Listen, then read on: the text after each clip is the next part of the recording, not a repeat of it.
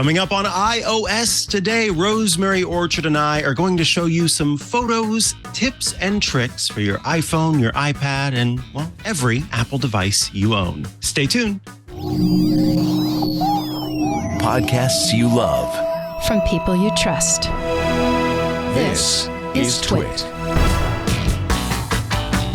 This is iOS Today, episode 650, recorded Tuesday, April 18th, 2023. iOS photos, tips, and tricks. This episode of iOS Today is brought to you by DeleteMe. Reclaim your privacy by removing personal data from online sources. Protect yourself and reduce the risk of fraud, spam, cybersecurity threats, and more by going to joindeleteme.com/twit and using code TWIT for 20% off. And by CacheFly. CacheFly is the only CDN built for throughput, delivering rich media content up to 10 times faster than traditional delivery methods and 30% faster than other major CDNs. Learn how you can get your first month free at cachefly.com. Welcome back to iOS Today, the show where we talk all things iOS, tvOS, HomePod OS, watchOS, iPad OS, and all of the OSs that Apple has and provides to you as part of your device purchases. This is the show where we do our best to help you do your best with these Apple devices. I am one of your hosts, Mikah Sargent. And I am Rosemary Orchard. Sadly, back in the UK, not in the studio right next to you, Mikah, but, you know, we're still here to record. We're going to have fun anyway. Yes, folks, if you did not catch last week's episode, I absolutely recommend it because Rosemary was in person in the Twit studio in Petaluma, California. Rosemary flew over to join me for Ask the Tech Geeks, which is a special episode of Ask the Tech Guys, as well as iOS Today. And then later that day, Mac Break Weekly. So it was a great couple of days or few days with Rosemary Orchard. So much fun. And yes, we are all back in our respective locations. I'm coming back to you from my home studio, but we're still going to have some fun today. And I love that our time together tends to inspire new episodes. And we today are talking about not just sort of the camera and what the camera provides, but sort of looking deeper into what's possible in the Photos app itself, because the Photos app is jam-packed with lots of functionality. And honestly, sometimes people miss some of the functionality that is provided there. So let's kick things off with sort of a basic understanding of what you can do in the Photos app on your iPhone or your iPad. Yeah, and I actually just wanted to start with a little one that I've just been doing right now because I was like, you know what, I should add all my photos from San Francisco into an album. And so I went to select, but you know, when you're doing a multi-select, most people will go and they'll tap on the edit and they'll tap to try and select photos. But did you know, if you actually pick one of them and then you just kind of move your finger in like a swipe gesture, then you can just keep on sliding and it will auto-select everything that you've selected. And if you get to some that you're like, okay, I was taking this picture because it was just like something I needed to remember, you can pause and then continue onwards. And I just think that that is a great little way of, speeding up your selection as you go. But on top of that, folks, you can pinch and zoom in and out so that you get bigger and smaller previews as needed. So if you want to have like 5 photos across in your photos preview, bam, well, zoom out a little bit and you'll be right there. I love this tip because this is one tip where when I share it with folks, it's an eye-opening moment for them. They go, what? I didn't know I could do that. I didn't know I could select multiple photos. And you just feel very magical as you are showing them this easy process of selecting multiple photos and, making edits on them or adjusting them however you need to. Now, of course, that is kind of the base way to select and to zoom, or rather scroll around through photos, especially with that feature to zoom out so you can quickly move between years. But what's the next tip we have about the Photos app? Well, the next tip that I was going to recommend to folks is, when you're viewing a photo, and I'm just going to pull up a photo here so that I can show folks what I mean, and it would help if I actually went to the album section. Then what you can do is you can actually just, when you tap on a picture, so I'll just scroll towards the end of my trip and pick something there. There we go. This was breakfast I had on one of my last days. When you're looking at the picture, there's a bunch of information right here for you on this screen. So you've got the fact that it was taken using portrait mode in the top left. And then you can also see the time and location that it was taken at. And then at the bottom, obviously, you've got a little heart, and then there's an eye. Now, if I were to take a look at another picture, and I'm going to have to try and find one quickly with something useful in. There we go. So this is a picture of Lily. She's a lovely dog who belongs to Burke, or owns Burke, perhaps. Either way, she was in the studio while I was there.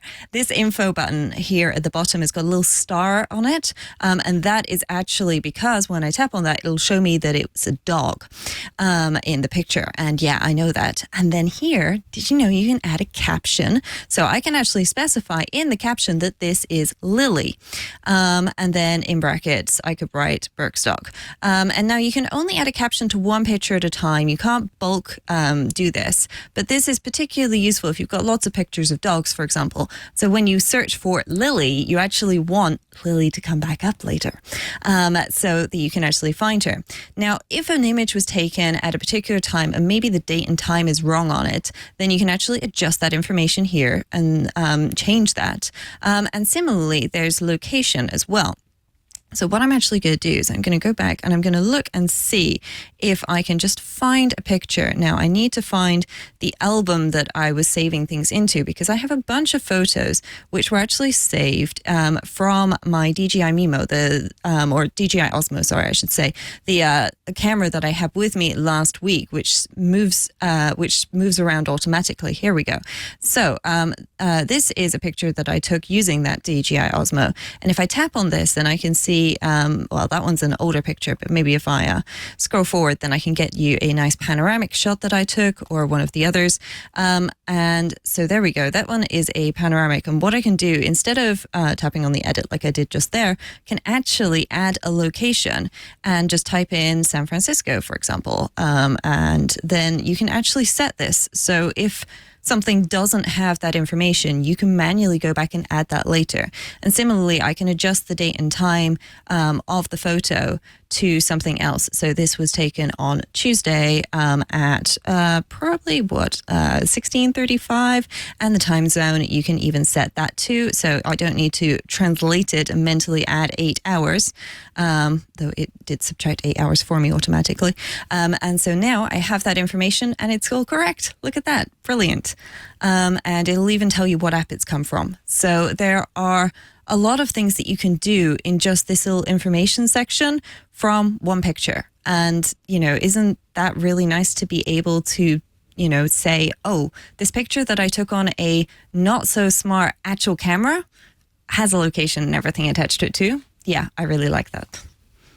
Yep. I love, you don't think of it, at least I don't think of it in the moment. I think there are some folks who do, but when I am searching for photos in the Photos app, being able to go, that happened at this location, you type that in. And for me, what's really awesome is being able to see photos over time that were taken in or near that location. I've had some real blasts from the past in, typing in a specific location, looking for a photo. And then as I'm scrolling through, I go, oh my goodness, I forgot about this. I forgot about this. So it's kind of fun from time to time to just type in a location and see what happened there at one point or another. So it's valuable, again, whether you're taking the photo with a device like your iPhone that has that location information embedded, or you're taking it with another device where you can then add a location. It really, I think, is worth doing and seeing how it works, because it looks, it works so well, and it does lead to these joyous moments of little reminders of the past. Yes, exactly. And I just wanted to show folks as well, if I don't tap on the wrong thing, then what I can actually do is if I type in here, I can just type San Francisco, and then it'll pop up. And if I just tap search, then it'll search for San Francisco. And then I can also search for 2023. And look at that. It gives me the option then to narrow it down to 2023. I could even narrow it down further to say Pier 39, but then I can see the 624 photos and videos that this thing was taken in this time and year. Or this place and year. And you can get more granular than that. You can say April. So it's just photos that were taken in April. So if you went to San Francisco twice in the year, then you could narrow that down.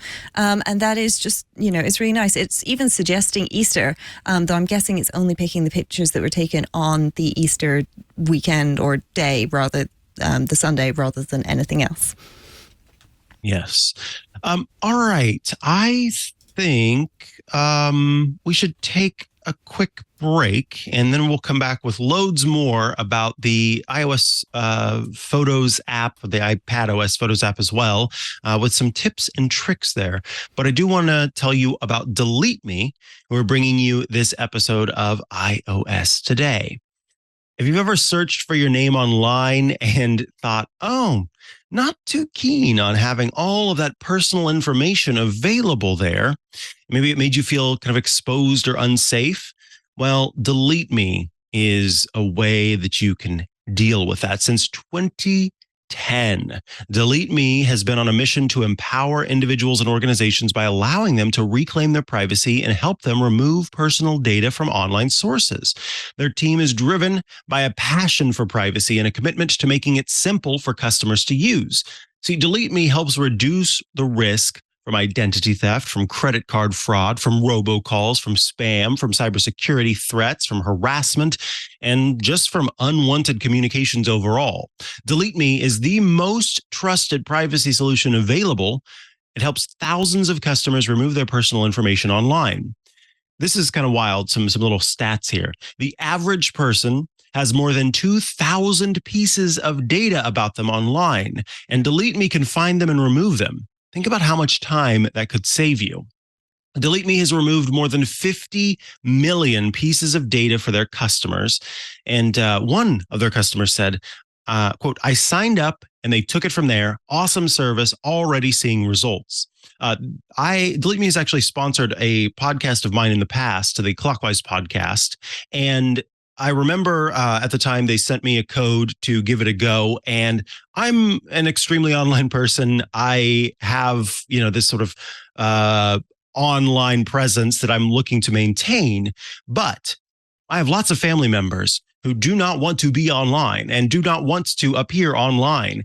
And so I was able to use that code to help them remove their presence from online, to get some of that data off of the internet. And it was kind of wild. I went to DeleteMe's site. I, filled out everything, put in their information, and they kept me updated with what was going on. And they let me know sort of where that information had been taken. Now, when I type this family member's name into different search engines, I can't find anything on them. They're very happy. I was impressed. DeleteMe is really cool. So if you're going, okay, well, how does this actually work?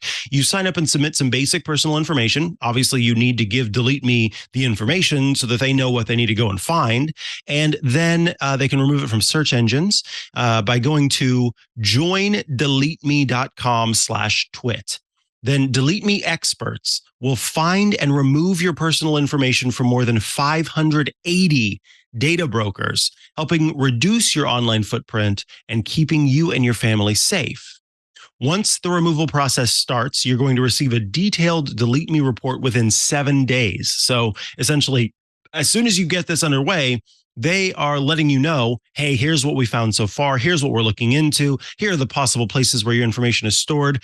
And it doesn't stop there. After that first 7 days, DeleteMe continues to scan and remove your personal information every 3 months. With automated removal opt-out monitoring, they will ensure records don't get repopulated after they've been removed. So it says, hey, we asked you to remove that. We want it to stay gone. Thank you very much. This includes names, addresses, photos, emails, relatives, phone numbers, social media, property value, so much more. As the data broker industry expands, it contracts, it morphs, it changes its ways of business. DeleteMe continues to add new sites and features to ensure their service is both simple to use and effective in removing personally identifiable information.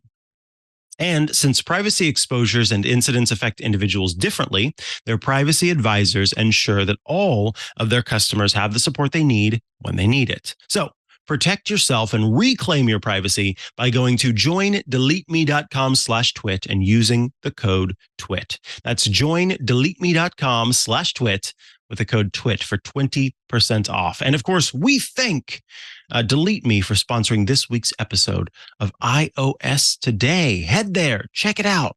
It's well worth it. All right, back from the break, and we are talking about iOS photos tips and tricks. These are little tidbits that you may or may not know for the iOS, iPadOS Photos app, because it is a full-featured, packed app that has lots of different settings, different options, and different add-ons that make it all the better and make it all the more powerful. Let's talk about, so we've talked about sort of looking through your photos by location. We've talked about how you can select multiple photos, how you can add information to them with location information. Let's talk about how I get rid of photos or I hide photos. So I have a little photograph here when Rosemary Orchard was visiting. And so we are walking along the road in central Petaluma, according to the Photos app. And maybe I find a photo that I don't want anymore. It is as simple as tapping on the photo so that the UI is displayed at the top and bottom of the screen, and then tapping the delete button in the bottom right-hand corner. It looks like a trash can icon. But maybe you don't want to delete the photo. Maybe you actually want to keep the photo, but you just don't want it visible. Instead of tapping the trash can icon, we hit my favorite button, the 3 dots for more, which is in the top right corner. And we have some options here. One, if we maybe wanted to keep this photograph, but we wanted to sort of edit one version of it, I would tap on duplicate. That would allow me to have 2 versions of the photo and then make changes to one and not the other. Of course, if you're doing edits within the Photos app, then those edits are going to be revertible. I can copy, and you're probably going, why is there a duplicate option and a copy option? Well, duplicate will actually physically make a duplicate of the photo right there in your photos library. Copy works a lot like copy on any other platform. So copying the photo doesn't make a duplicate within the Photos album, but instead sort of grabs it and puts it on the pasteboard that is part of the system, so that then I could go into the Photos app, for example, and paste, or go to a document and paste. Hide will, well, actually, that's the one I'm going to get to at the end. A slideshow is going to start a slideshow involving this photograph and many others. Save as video, because this is a live photo, and we'll talk about live photos in a minute, it has a little video file as part of it. So by choosing save as video, it will allow me to basically extract the video that is built into this and save it separately. Add to album, Rosemary talked about that, adding it to an album, adjusting the date and time. If it looks like, for some reason, this is more applicable to photos that were taken with a different camera, the adjust date and time and adjust location. Or if you don't want sort of more detailed location information, you could always adjust the location to a more general thing like Petaluma as a whole. And then feature a person less. If I tap on that, what it will do is it will tell the system that when it is making choices of what photos to show me in widgets and in the special tab that has different slideshows and different sort of highlighted photos, I can say, hey, I would like to see Mikah Sargent less whenever I am seeing featured photos. Now, the one that I mentioned that I did not choose yet is hide. And hide is a way to take a photo or photos that you don't want displayed in your photos library, but that you would like to keep. So these may be photos that you just want to keep private, or in the case of iOS today, whenever I'm showing a lot of photos on screen, I like to select screenshots that I have in my photos library and hide those temporarily because I get in the way as I'm trying to show sort of a photo library. So by tapping on hide, it will put it in a special hidden photos album. And as of the latest version of iOS, you are able to password protect that photos library, or that photos album. So the hidden photos album is actually locked and is then only visible by Face ID or Touch ID or typing in your passcode once again, depending on what version of iPhone or iPad you are running. So that is an easy way to quickly go through and keep the photos, but just make them so that they're not visible as you're scrolling through the photo library.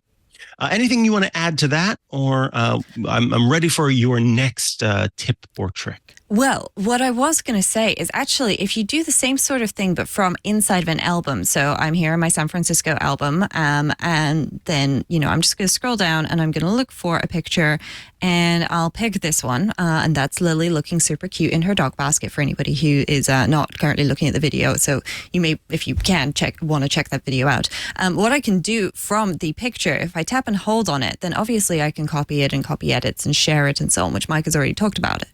But I can also go back and show this in all photos. So I can see this within my entire photo timeline as a photo. I can add it to an album, but I can also make it the key photo of this album. And if I do that, then when I go back into the album section, then look at that, I can see Lily right there. And then if I if I just scroll to the top, I was looking for something that I thought was right at the beginning, but of course it's going to be a bit further down, and I can go back and actually set that picture of Mikah, or the one of the three of us actually, to that. But what you can also do if you are here and you want to actually remove a picture from an album, I'm not trying to rearrange the pictures in my album, I was just getting a little overexcited here.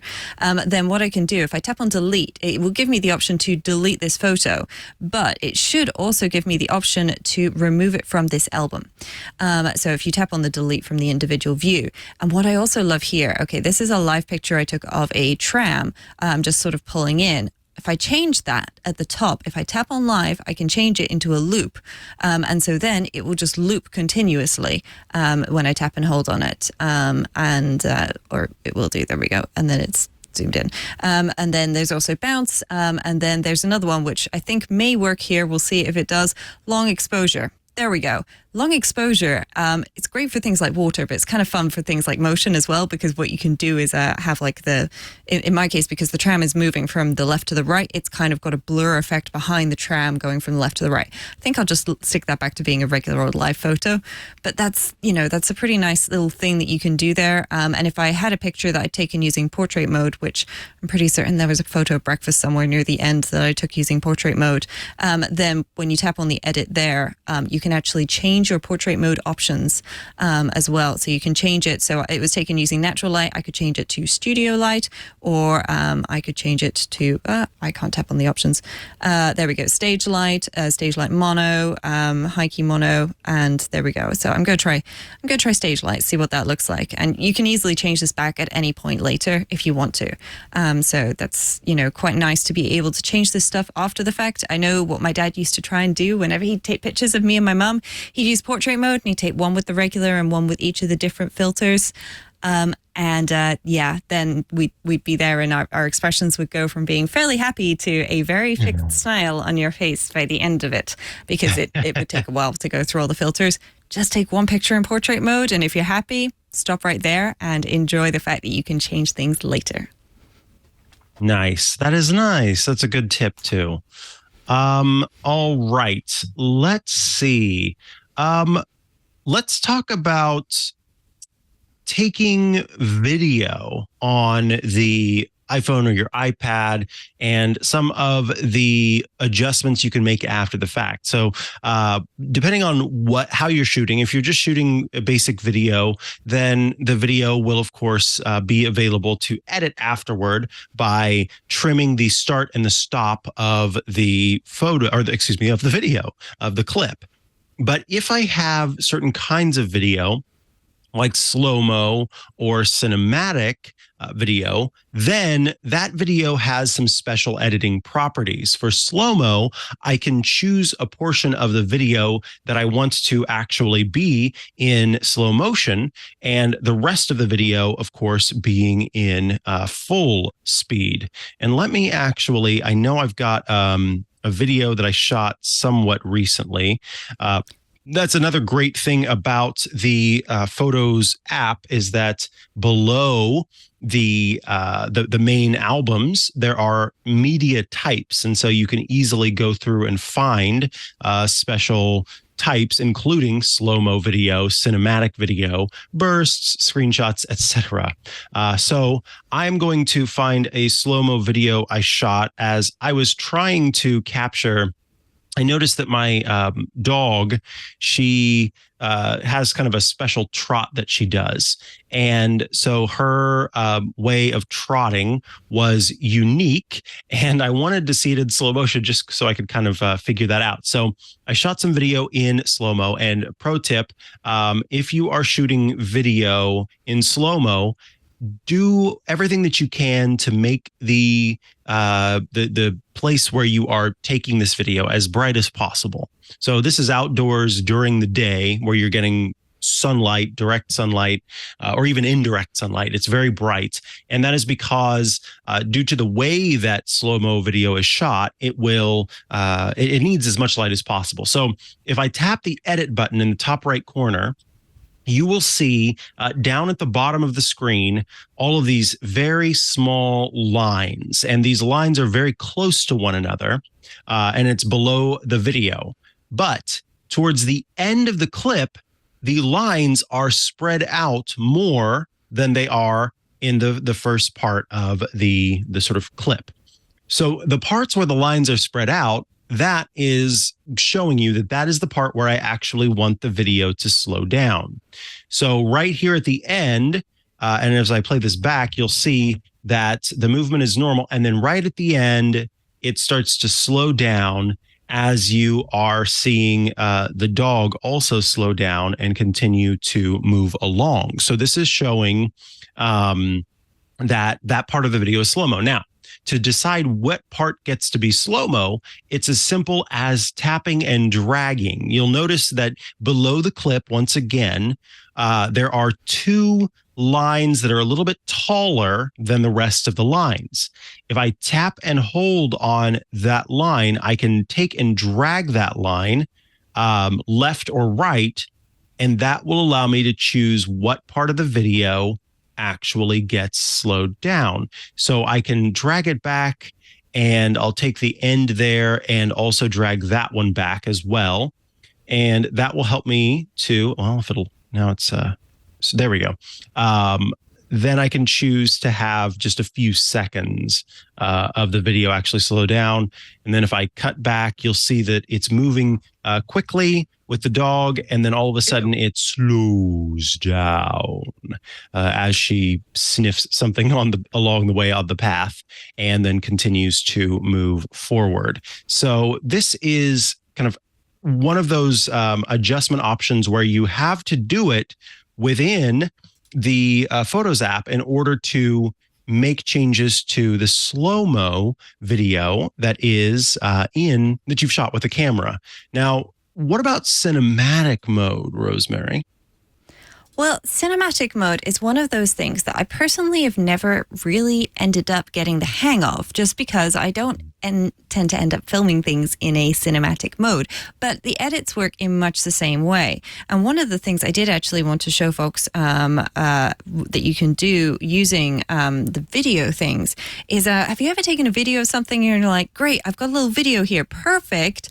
And then you realize, oh, wait, there's like a truck going past or something, and you don't actually care about the audio. You just care about the picture. Okay, so I've got this little video that I took of a self-driving car that I saw in San Francisco. Okay, so I've got, self-driving car, but, there's a bunch of cars around and so on. So when I tap on the edit, there's a little speaker in the top left. If you just tap on that, it removes the audio. The audio is still there in the file, but it's not going to be played when you listen to it or watch this, rather. And then also when you go and you tap on the share and you go to send it to Micah or whoever you want to send it to, then it's not going to show up or it's not going to be present. And this is really handy when sharing it to people on other platforms. So yeah, this is a great thing to do. And we've also, Micah just had a question from the Club to It Discord about burst photos, because trying to pick what to do with a burst photo, it's kind of tricky. Yeah, so with burst photos, you are essentially taking multiple photos at once. And then what iOS allows you to do is when you take these multiple photos, you can kind of choose which one you want to keep. So let me switch my camera here. So I have we'll go with this little bottle, I guess, of tahine. And to take a burst photo, I simply tap and hold on the photos button. Oh, no, wait, I forgot they've changed it now. Yeah, so this is a thing that you have to enable in settings now, because what used to happen when you tapped and held on the photo button to take a picture, or if you tapped and held on the volume up button, that can also take a picture while you're taking a picture, then it would automatically do burst photos.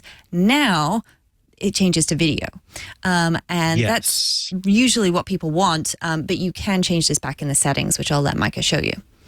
Yes. So I have launched the settings app, and then just so that everybody can kind of see how this works, I launched the settings app. I scroll down, I go into camera, which did I pass it? There it is, camera. And then where there's the option use volume up for burst, you turn that on. So then let me go back to the camera. And once again, I've got the tahine here. And the reason why they set up this feature with video is because folks were ending up, they may be going to take a photo and then realize, oh, this would make for a great video. Having to switch over quickly to video is hard to do. But here, now I can, I have my thumb placed on the volume up button. And if I tap and hold, or rather if I click and hold on the volume up button, then it will take a burst. And it took a burst of 15 photos there. So now I've got 15 photos of this tahine. And what I want to do is I want to select the photo I want to keep. So in this case, the idea with a burst is one of the photos that I'm taking within this period of time is going to be a really good shot. This is great for if something is moving, not like a solitary and static bottle of tahine, but something like, your dog doing something cute. So you tap and hold that button on the side, it takes a burst photo, and then down at the bottom, actually, I'm going to say up at the top in the top left corner, you'll see a label that says burst, and then in parentheses, it says how many photos it was, 15 photos. Down at the bottom, what I want to do is choose select. When I choose select, I will see the entirety of these 15 photos. And what's great about this is iOS will select of those burst photos, the one that it thinks is the best based on lighting, based on movement, based on all sorts of little measurements. And I go ahead and I swipe through and I find the one that's the best. The one that iOS thinks is the best will have a little dot underneath it. And if you have a phone that supports it or a device that supports it, it's typically an iPhone, as an iPad does not have a haptic or a taptic engine in it, then you'll feel as you move to the select photo a little bump underneath within the phone. And so that lets you know, hey, this is the one that they think is the best, or that the system thinks is the best. But maybe you think that a different one is the best, or maybe you want multiple. Maybe the dog has a goofy tongue out in one photo and the other one looks like it's smiling. You can, while you're in this select mode, tap and select multiple photos. So I got that one towards the beginning. I've got the middle one, and maybe there's one toward the end. Oh yeah, that one's great. Then we tap done in the top right corner, and it asks, okay, you've selected 3 photos from your burst. Do you only want to keep those 3 favorites, or do you still want to keep everything? I'm going to choose keep only 3 favorites. And then now it's got the original burst, or rather, no, that's the video that was taken as part of the live photo.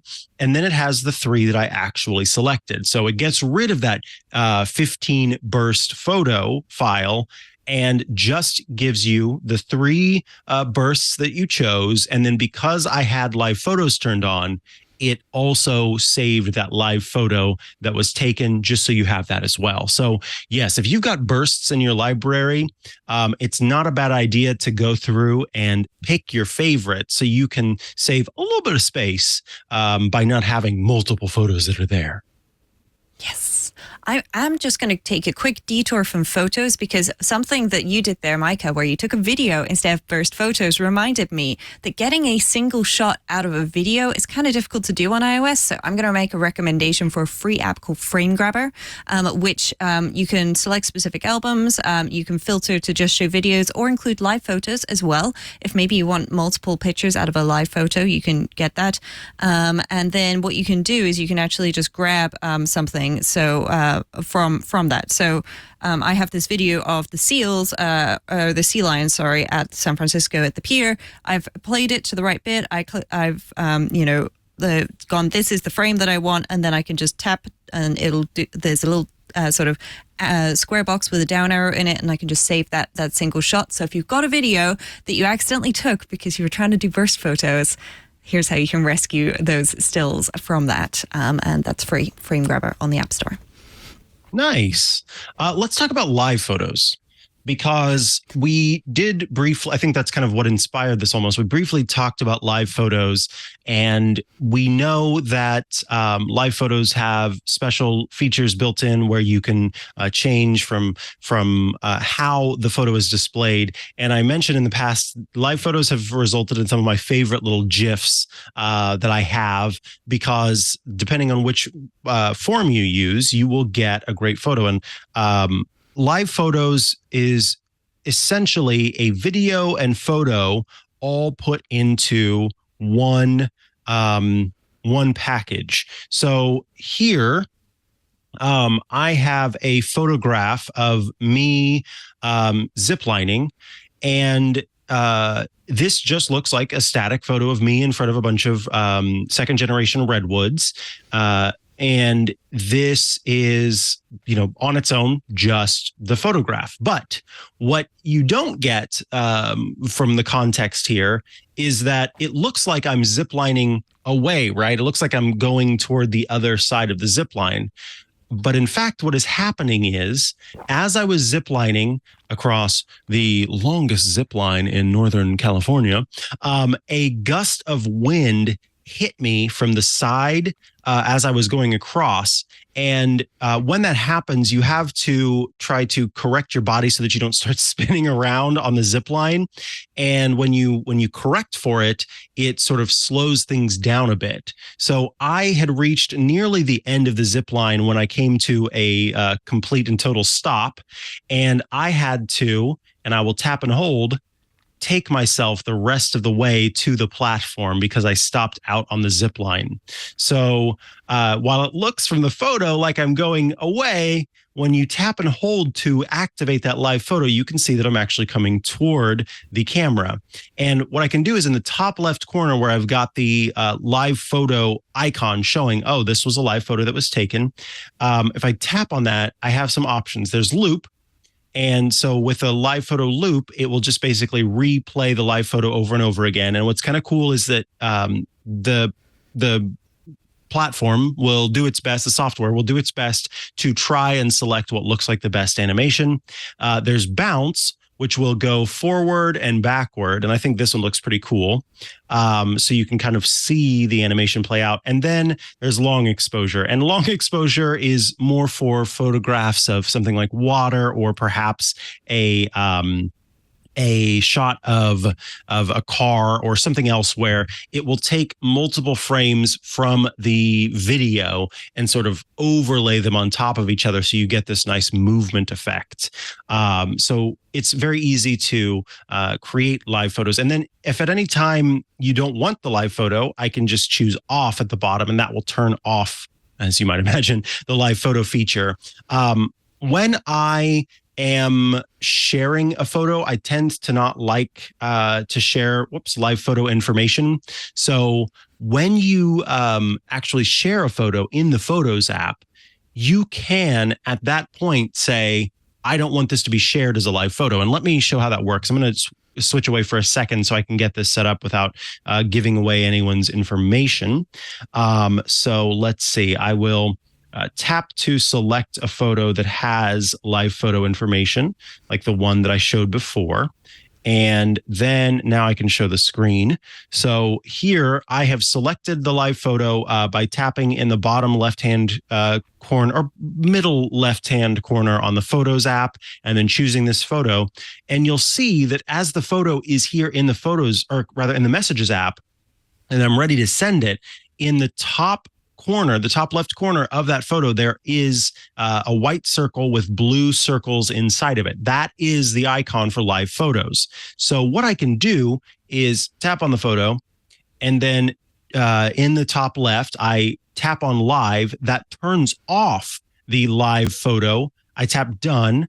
And now that photo will be sent without live photo. And you can actually just, even without having to go big, it's just easier to view it if you do it that way. But while the photo is in the message, I can just tap in the top left corner on that icon for live photo. And when you see it grayed out with a slash through it, that means, no, I will not send along that live photo information. So you have the ability to then keep your live photo as it is in the photo library for yourself. But if you're not wanting to share that with the person that you're sending the photo to, very easy to then make that adjustment. All right. Yeah, I just wanted to mention, related to that, Mikah, if you're trying to share a picture or multiple pictures from the Photos app, and then you go and you just tap on, say, Mikah Sargent like this, then it won't give you that option on the photo. What you have to do is in the share sheet, before you tap on the person that you want to send it to or the app that you want to send it to, you need to tap on the live option in the top left of that picture before you share it. And that's how you can do that from Photos or any other photo picker. Nice. Any last tips you want to share before we move on with the rest of the show? Well, there is actually one thing I wanted to mention, which is if you make edits to a photo. So say, for example, I've got this picture of a sea lion statue from San Francisco, and I make some edits. Now, I've just used the magic wand here to do some edits. I'm not really going to keep these. But then I tap done, and it saves those edits. Then what I can actually do is I can actually copy these edits, and then I can paste them onto another picture. And this is really useful if you've got something and maybe you really wish that you had changed your camera settings, or there was an extra light in the room at the time, and so you make a bunch of edits to a photo and you go, right, this is great. Then you realize you've got 20 pictures that you need to do this to. This isn't Photoshop's batch editing, but it comes kind of close. And I believe if we tap on a few more, then I should even be able to paste edits onto both of those items, which means that they all have the same edits applied to them right there, which is really useful. So yeah, I just wanted to mention that to folks. All righty. Let's take another quick break, and then we will come back with the news segment up next. I want to tell you about CashFly, who are bringing you this episode of iOS Today. Customers, they're not going to hang around for your content to load. They're not going to wait for the ability to purchase the product. So don't give them a reason to leave. You can dramatically increase your site's and app's speed over long distances for global audiences by using CashFly. With more than 3,500 clients in more than 80 countries around the world, organizations, including Twit, consistently use CashFly for scalability, for reliability, for unrivaled performance. Some markets are more challenging than others, and content delivery costs vary drastically. So why not partner with a CDN that knows what it takes to deliver content fast in global markets and, I love this, is honest about the costs to get you there? You can scale your content delivery in several emerging markets like South and Central America. These are actually predicted to be a significant emerging market in gaming and entertainment over the next 5 years. So hop on it now. CashFly has committed to navigating the complex government attitudes, the tariffs, the laws to understand this market and make sure that you are there and that it's operating properly. IP traffic in the Asia Pacific area is growing year over year by 25%, and Australia is no exception. We know that Australia has had issues with internet connection due to a lack of early investment in the region. So there's, it's a struggle bus to cover the entire Australian continent, but Cashfly has a presence in Melbourne, in Perth, in Sydney, so it's not a problem for them. And then India, which is a market that cannot be ignored. It's one of the world's fastest growing consumer economies. Mobile content consumption and many business operations tied to the West are happening in India by providing edge optimized content tailored to the mobile market and dedicated transfer and caching solutions. Cashfly has your needs covered in the Indian market. So reach your audience anywhere in the world with Cashfly's 50 plus locations across the globe. With that, you'll get ultra low latency video streaming. It's going to deliver video to more than 1 million concurrent users, lightning fast gaming, which delivers downloads faster with zero lag, glitches, or outages, and no need to pay for service overlap ever again. You can get flexible month-to-month billing for as long as you need it and discounts for fixed terms once you're happy. Design your own contract when you switch to Cashfly. How do we know that Cashfly is so great? Well, we at Twit have been using Cashfly for more than a decade and wouldn't have it any other way. Building trusted CDN relationships since 1999. Cashfly continues to hold the track record for high-performing, ultra-reliable content delivery. Cashfly is the only CDN built for throughput, delivering rich media content up to 10 times faster than traditional delivery methods and 30% faster than other major CDNs. Learn how you can get your first month free at cashfly.com. That's CACHEFLY.com. And we thank Cashfly for sponsoring this week's episode of iOS Today.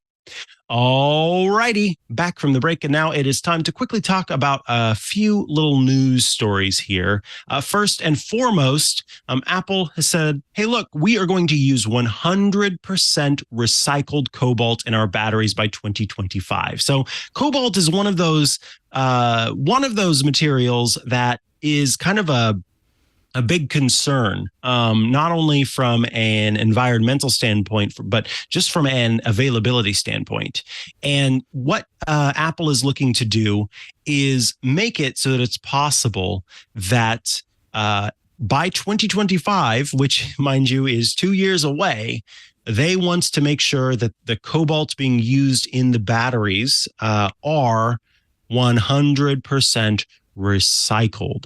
The company also says that by 2025, magnets in Apple devices will use entirely recycled rare earth elements, and all Apple-designed printed circuit boards will use 100% recycled tin soldering and 100% recycled gold plating. So essentially, continue to make it so that the new devices that it's making, the new components for the devices that it's making, have as much recycled material as possible. I think this is great. Yeah, it really is. And it's worth checking out this article if you're at all curious to find out, like what things are in your devices and so on, and what is already there. The iPhone 14 lineup is designed with 100% recycled rare earth elements for all of the magnets and 100% recycled tungsten in the Taptic engine.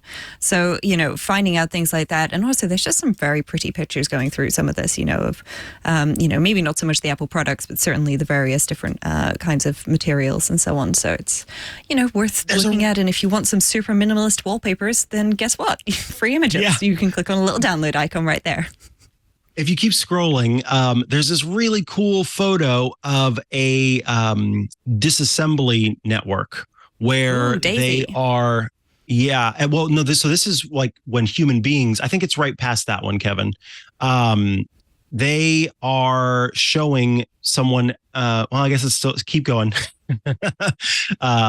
So it says overhead. There we go. Overhead projector-based augmented reality systems help Apple's recycling partners disassemble MacBook and iPad models by projecting video imagery directly onto their work surface. So you're seeing a person here, a human being who is disassembling a MacBook. And the way that they're doing it is they've got these different parts of their workspace, and the screen or the projection is sort of, again, projecting down onto the workspace. And then the person knows where they're supposed to put each of the parts. And it's like, hey, once you get the batteries out of this MacBook, please put those batteries into the sand. The sand is in the upper right-hand corner. And then in the top left-hand corner, there's a video playing showing each step of the process. This is super cool. And I kind of want that to be part of Apple's self-repair program. I think it'd be super cool if you happen to have a projector, you could set this up and be able to do that. Maybe you just need Apple glasses. Let's find out what they launch at WWDC. Who knows? That's definitely in the future. All right. Up next, well, actually, you choose the next story, and then I'll choose one more, and then we'll move on to Shortcuts Corner. Cool. Well, I wanted to mention Apple has launched an all-new trade-in website, and they've done this just in time for Earth Day, and so the trade-in website that there is on the Apple website allows you to trade in various devices and recycle other devices as well. So if you've got a Lenovo ThinkPad hanging around, that thing's never going to die, folks. But if you want to get rid of it, and you are not using it anymore, you can recycle it for free with Apple through their partner in whatever country you're in. If you've got an Apple product, then you can trade it in and get some vouchers, and it's got a new upgrade and it looks a little bit shinier and prettier. iMore's got a little guide or overview of what's changed and different, but it looks pretty handy, and I've certainly recycled Apple devices there myself. While you might get more money doing it somewhere else or selling it on eBay or similar, you then have to deal with whatever other company is involved, or random people on eBay. Doesn't always go super well. So it's definitely worth checking out to see how much you can get for trade-in prices. Nice. And then the one that I'll mention is actually a relatively new story. So let me get the link into the show notes here. The HomePod Apple has added a feature, or launched a feature for HomePod and HomePod Mini, where you can now get a notification when your smoke alarm goes off. So we knew that your iPhone has features built into accessibility, where there's sound recognition features, but we take our phones with us. And so by having HomePods at home that have a chip in it that is, regularly listening for the hey, who trigger phrase, then it could also listen for something like a standardized sound that comes from smoke detectors or those kinds of alarms, carbon monoxide, smoke detector. So with the new HomePod, you will be able to turn this feature on. Now, it's unclear to me where you find this feature to actually turn on. Right now, the articles are just talking about how it is launching today and that you can enable it. So I will probably have to get back to you perhaps next week on how you actually turn this feature on. If you do want to turn it on your iPhone or iPad, any iOS device, you go into Settings, Accessibility, and Sound Recognition. There you will see the option to listen for all sorts of different sounds. It seems like the HomePod is specifically going to be focused on smoke and carbon monoxide detectors. So if you are away from home and the smoke alarm goes off, now you can at least be notified that is taking place instead of having to buy a special smoke detector that is connected to the internet. So I think that's great. Yeah. All right. So I've just been having a quick look in the Home app under accessibility settings. There's nothing here yet for my HomePod, but there are accessibility settings where you can disable touch accommodations or enable touch accommodations and automatically adjust Siri volume. So fingers crossed it'll show up there and we can report back next week. Yes. And let us move on to Shortcuts Corner.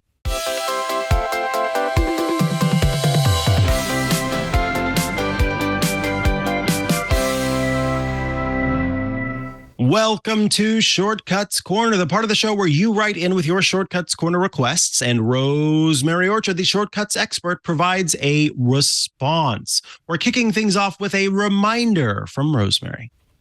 Yeah. So if you have made a shortcut, it doesn't matter if it's one action or 100 actions. If it is a shortcut that improves your life and you would like to share it with the world, then the good news is you have an extended deadline to do so to the end of the week. The 21st of April at 5 p.m. Eastern Time, USA, is when Automation April's Shortcuts contest on MacStories.net will close. We'll put a link to that in the show notes. But I am one of the judges. You will definitely get a bonus point or two from me if you are an iOS Today listener and I somehow magically infer this information from you.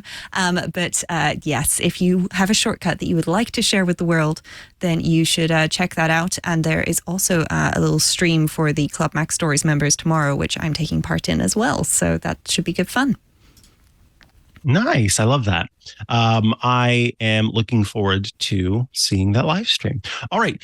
Peter has written in. I really enjoy your show. Thank you for all the effort. I am all in on Apple products. I own an iPhone 14 Pro Max, Apple Watch Series 8, AirPods Pro 2, Apple TV 4K 128K with Ethernet, 2 HomePods version 1, an iPad 5th generation, a MacBook Pro 2021 M1 with 1 terabyte of storage and 16 gigabytes of RAM. My family owns AirPods, MacBook Air 2022 with M2, and iPhones as well. I am a tech guy and previously a programmer many moons ago. I have written some simplistic shortcuts. I would love to take a class or classes on shortcuts from the basics to the complex so I can be like Rosemary or Matthew Casanelli. Can you direct me to such courses, YouTube videos, etc.? And this comes from Peter in Long Island, New York. Yeah. So thanks for writing in, Peter. So the first thing I've got to recommend is Apple has a shortcuts guide on their website. So if you haven't already looked at that, which I'm guessing you probably have, if you were a tech guy, you should know to check the documentation. It's got some interesting things in there which are worth knowing about, but it doesn't really give you, the nitty gritty tutorial stuff that you're after. So I've got 2 recommendations for you. One of which is very self-serving because it's my own book, Take Control of Shortcuts, which is part of the Take Control, series of books. It covers shortcuts. There's an awful lot of examples in there, including step-by-step instructions on exactly how to build shortcuts, with exact examples of this is what kind of thing you're doing here and so on and so forth. The other recommendation I have for you is my co-host over at Automators has field guides. Now, he has 2 field guides for shortcuts. He's got one for shortcuts for Mac and a general shortcuts guide, which is iOS and iPhone, iOS and iPadOS specific. So those are 2 options as well. Those are video-based rather than, word-based. So whichever works for you would probably be better. But yeah, try those. Other than that, Mac Stories has Automation April coming up. There's a lot of great shortcuts available to download from Mac Stories themselves. So, you can download some of those examples, take them apart, break them, put them back together. And of course, check out the Automation April results when they are voted for to see, if there's anything there that you want to steal from. All righty. Then let's go to Matthew, who writes in, hello, Micah and Rosemary. Love watching your shows and have been watching from the early episodes of iPad Today and feel this is the best version of the show yet. Thanks, Matthew. I am using focus filters to turn off the always on display for some of my focus modes. This works as expected, but when that focus mode has switched off, the always on display stays off too. I have noticed this behavior with the Safari filter on, which tabs to show as, I've noticed this behavior with the Safari filter on, which tabs to show as well with the last focus filter being set, still being present when switching out of my focus mode and just back to default or the quote unquote unfocused mode. Is there a trick to get the focus filters to revert back to what they were beforehand? Okay, this is interesting because I've had a similar problem. I've created a shortcut to run when the focus mode is set on or off that handles the always on display for now, but seems like I must be missing something obvious as to why it wouldn't revert to normal operation afterwards. Thank you for your advice, Matthew. I want to quickly mention the problem that I was experiencing is I had set up for my focus modes, it was a filter for Fantastical. So I would, when my work focus mode was turned on, it would turn on the a specific calendar set that was my Twit calendars in Fantastical. But when the focus mode got turned off, it was not communicating with Fantastical to let it know that that focus mode had been turned off. So the calendars were getting stuck in Twit mode, and I ended up having to turn it off. It seemed like it was just a bug, not something that, because it should have just worked on its own, because I wasn't using shortcuts or anything like that. I was just using the setting in focus modes that says, when this focus mode is on, use this filter. And when this focus mode is off, then I don't want to use this filter anymore. And yet. So, Matthew, I think I've experienced something similar, but I am curious to hear, Rosemary, as a whole, how you deal with, especially the always on display, to automate that. Yeah. So just to be sure, I want to walk through how you should set this up if you want things like the always on display and stuff set up. So under settings, focus, pick your focus mode. I'm going to choose the podcasting focus mode because that's the one I'm in right now. And then scroll down. There's options before that where you can allow notifications from people, certain apps, with other options to hide notification badges, show things on the lock screen, etc. There's a schedule that you can set up. You can even choose a specific watch face if you wanted to. So I can have this watch face chosen. Very nice. And then you can add other filters. So I have two. I've got messages, filtering by my people list, and setting my appearance to light mode. But the other things that you can do is add more filters, such as app filters, including Mikah's example of Fantastical, and Safari, and this always on display, where you can turn off your always on display if you wanted to. Now, this should work. And if it isn't, you can delete this filter by tapping on it, or you can disable the filter if you temporarily don't want that filter enabled. I'm actually going to delete that filter because I do want my always on display on. And I am going to suggest the good old, have you tried turning it off and turning it back on again? If you haven't rebooted your iPhone in a while, or you've only rebooted while installing updates, it's definitely worth trying to do that. The other thing I would recommend is go into shortcuts and go into your automations tab. Just have a look through your personal automations and just see what's going on, because I'm pretty certain I just spotted something. Because in my podcasting focus mode, you'll see here, Mikah, I've got set appearance to light. And now if I go into my automation for when my podcasting focus mode turns on, oh, look at that. I'm turning my appearance light. I probably don't want to do that. So I'm actually going to go back and you could disable an automation, but also if you swipe on it, then you can delete it. And I just want people to make sure that they aren't accidentally creating an automation for their display or something, to make sure to change that, and also doing it in focus filters or trying to do it instead of focus filters. Now, I don't believe there is an option for your always on display in the settings. But I could be mistaken. It's a new one. Set always on display. Make sure you're not running this action as an automation or a shortcut somewhere as well, because if you change that whilst you're in the focus mode, then it's not going to flip it back when you exit the focus mode. The other thing to check is make sure you're not going from one focus mode to another focus mode directly that has another always on display filter or something in there. And if you do, then maybe just try disabling those and rebooting your device and coming back to it later. It could just be that something's conflicting there. But I personally haven't had this issue with the always on display or the dimmed lock screen, but I believe that other people have. So fingers crossed that gets fixed. If it's a third-party app, such as Mikah's example of Fantastical, definitely make sure that's up to date. You can tap and hold on the App Store icon and update all. But yeah, there's not a huge amount that we can do other than try turning things off and turning them on again, and watching when your focus mode turns off and seeing, do you get a little notification from Shortcut saying that an automation failed to run? Because if you do, something's going wrong somewhere, and you could probably check that out and fix it. All right. And then last but not least, from Joe. Joe writes in, "Hi, Micah and Rosemary. I listen to your show every week and very much appreciate all the work that you do. Thank you for it. I use Siri shortcuts to gather bits of text which I want to paste into Obsidian. For folks who don't know, Obsidian is a sort of text management app. It's a lot more complex than that, but base understanding, it collects text. When I come to the end of the shortcut, I can't figure out how to get it to paste in iOS. On the Mac, I put the shortcut into a keyboard Maestro macro, which ends with a paste action. That works great, but I can't figure out how to get the gathered text to paste automatically in iOS or iPadOS. Am I stuck with a Command V or a tap and paste? It's on the clipboard and I just can't get it out automatically. Thanks so much for all you do, Joe in Pennsylvania." Okay, this is interesting. Is there a way to put the text into Obsidian in the background, or if I have Obsidian pop up in the foreground, then can it paste automatically after it opens Obsidian, or does it just have to wait for me to boop and paste the text? Well, this is a tricky one because pasting on iOS is not something that shortcuts can do. And as Joe's noticed, it's not something you can do on macOS either. I'm just making sure that I've got the latest version of Obsidian here on my iPhone.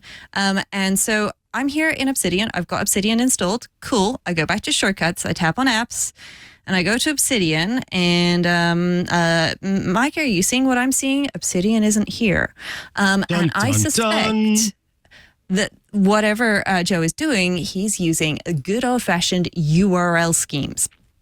So URL schemes are a kind of URL. So just like you go to https://twit.tv/iOS to get to the iOS Today page with every episode that's got all of our links in.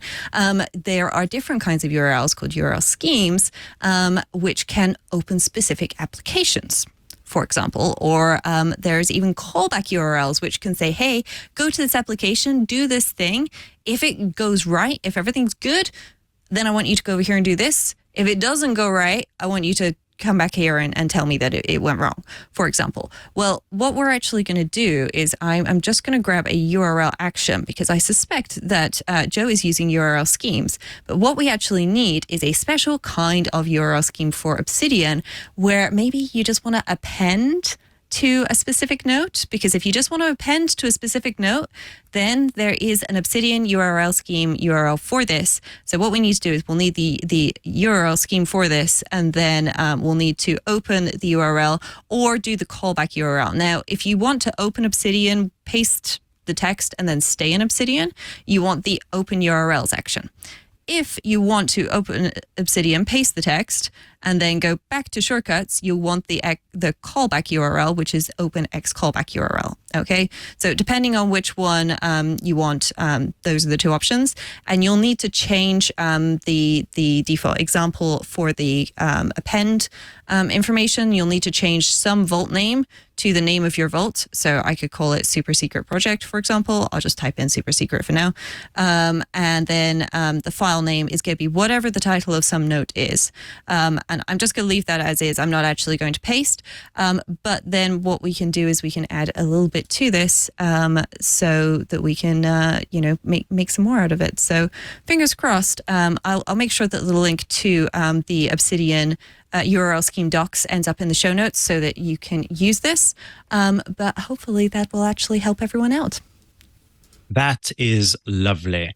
All right, we've got a quick feedback, and then we will move right along to our app caps. The feedback comes from Michael A., who writes in, I assume, about last week's episode where we talked about what is in our bags. And Michael says, this week was a hugely helpful episode. I appreciate all the advice and the gizmos highlighted. Michael, thank you. I'm glad to hear that it was helpful and that you got some inspiration maybe for some gadgets you wanted to pick up, and sort of seeing how we make use of ours.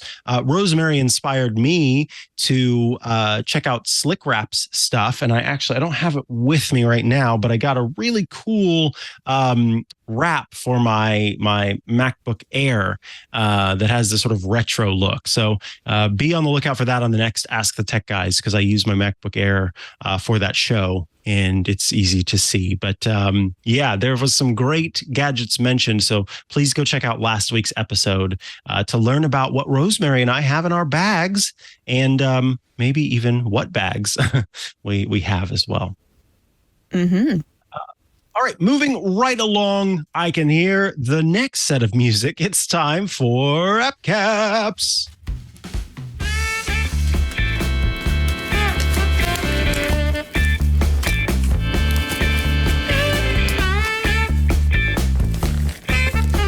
This is the part of the show where we place caps or other items atop our heads to honor our app and or gadget picks of the week. These are the apps or gadgets we are using now or have been using for some time that we think are great. And in honor of said apps and gadgets, we, again, place things on our heads to say, you know what? You're awesome. So Rosemary Orchard, tell us about the cap atop your head, and then tell us about your app or gadget pick of the week.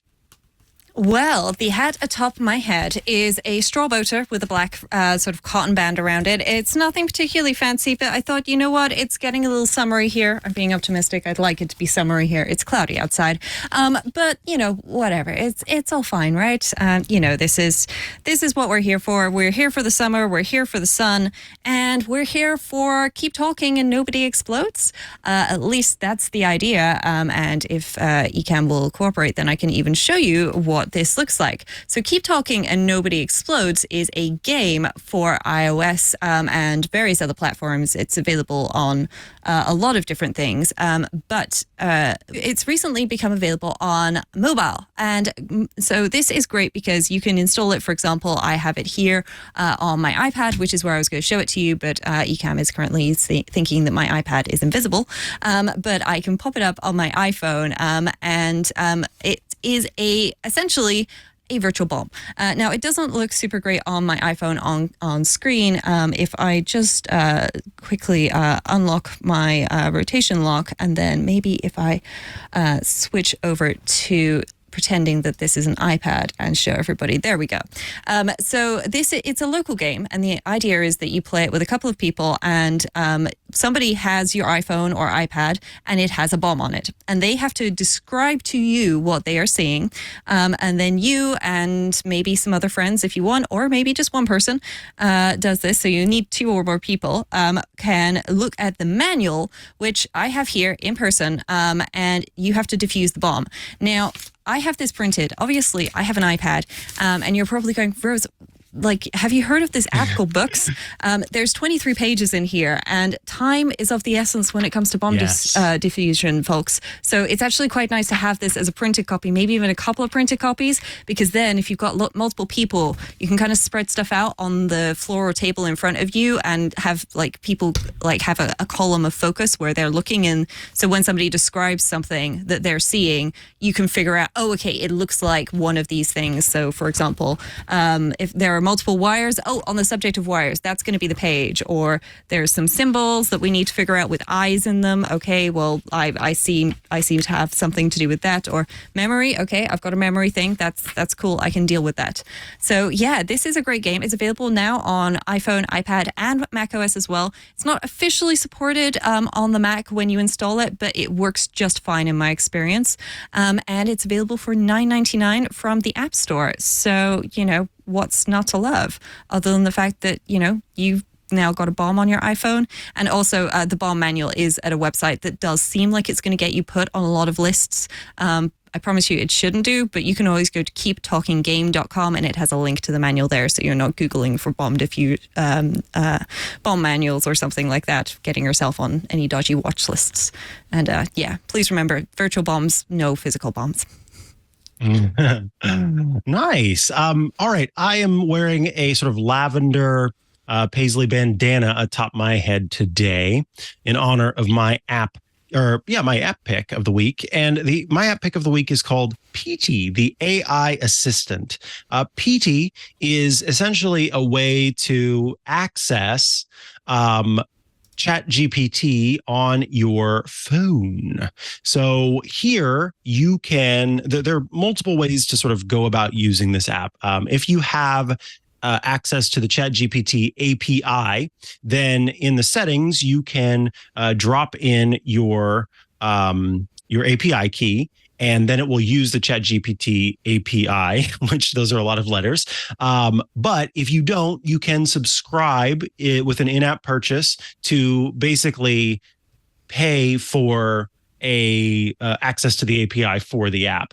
But here I could type in anything. So, for example, I could say, give me a caption for an Instagram photo featuring my podcast co-host, Rosemary Orchard, who is joining me in person after recording an episode of our show, iOS Today, a podcast about Apple devices, accessories, etc. And I have my API key dropped in, and so then it will drop in it'll send the information off to ChatGPT, and then the response comes back. And if you have voice turned on, it will actually read it out loud. It's a little bit like Carrot in that way. And here is what it came up with. How sweet it is to record in person, ! And then it has a mic emoji and a starry-eyed emoji.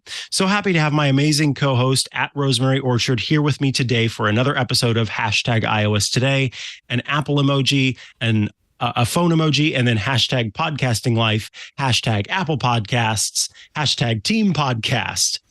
From here, I can easily share that text. So this is how I could copy the text and paste it somewhere else or send it off if I wanted to. I can choose to start talking, meaning that it will actually read out the text to me. I could reply if I wanted to say, oh, I didn't like that, give me another one.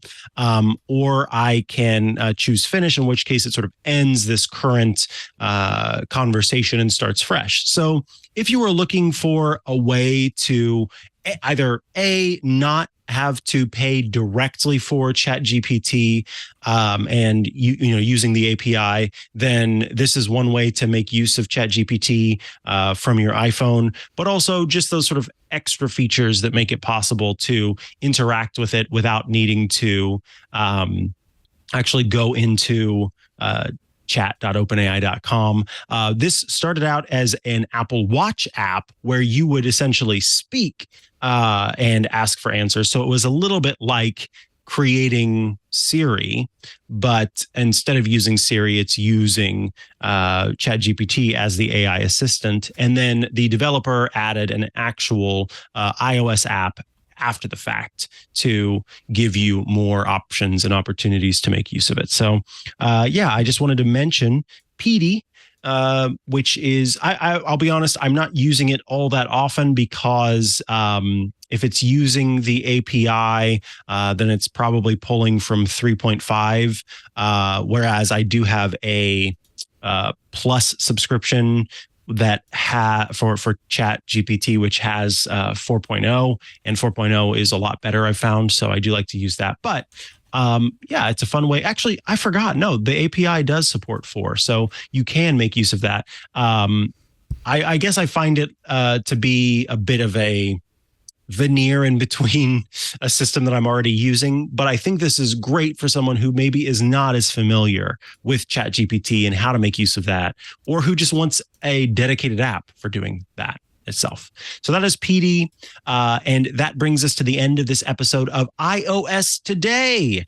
Thank you for tuning in. I hope that you got some new tips and tricks or were reminded of some things that you can do in the Photos app. If you have questions, concerns, feedback, etc., you can send that to iostoday@twit.tv. Consider tuning in live to watch us record the show every Tuesday around about 9 a.m. Pacific by going to twit.tv/live. There you will see the different places we're streaming the show.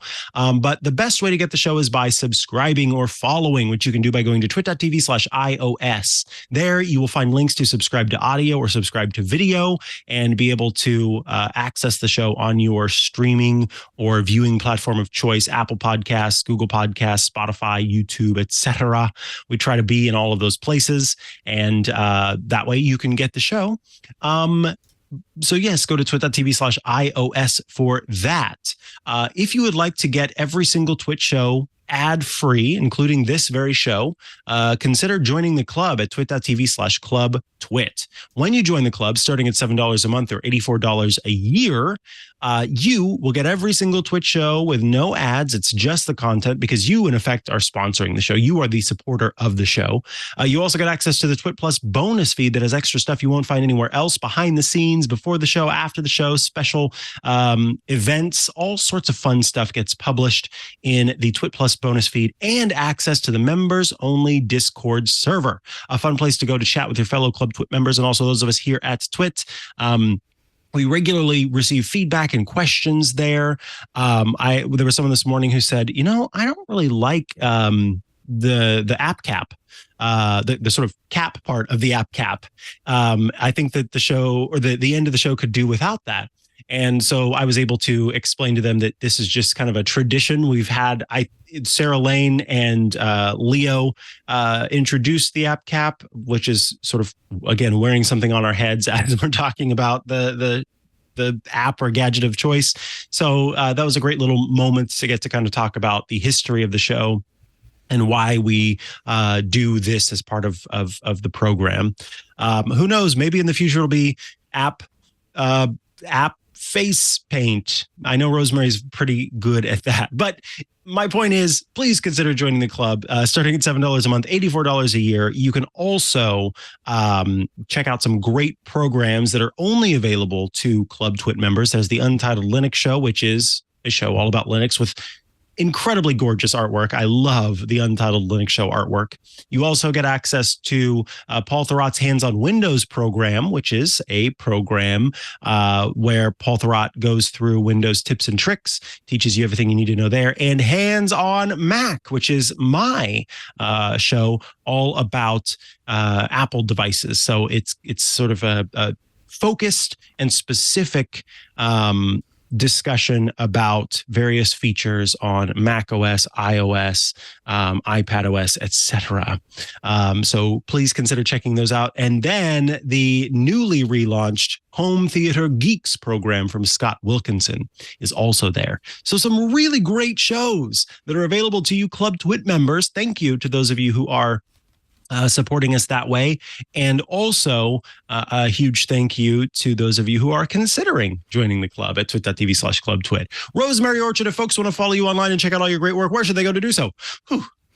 The best place to go is rosemaryorchard.com, which has links to the places I do things around the internet, podcasts, books, apps, etc. And down at the bottom, there's links to the social media where you can find me at rosemary@snailedit.social on Mastodon.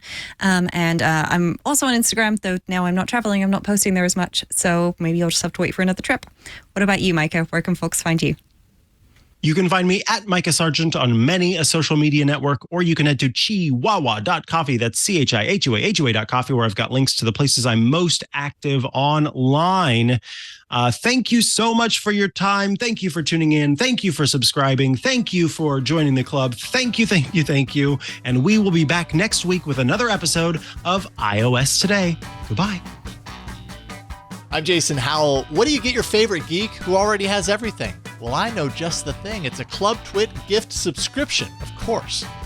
Twit podcasts keep them informed and entertained with the most relevant tech news and podcasts available. And with a Club Twit subscription, they get even more. They get access to all of our podcasts ad-free, the members-only Discord, exclusive outtakes, behind the scenes, and special content, and exclusive shows like Hands-on Mac, Hands-on Windows, and the Untitled Linux Show. You can purchase your geek's gift at twit.tv/clubtwit, and they're going to thank you every day for it.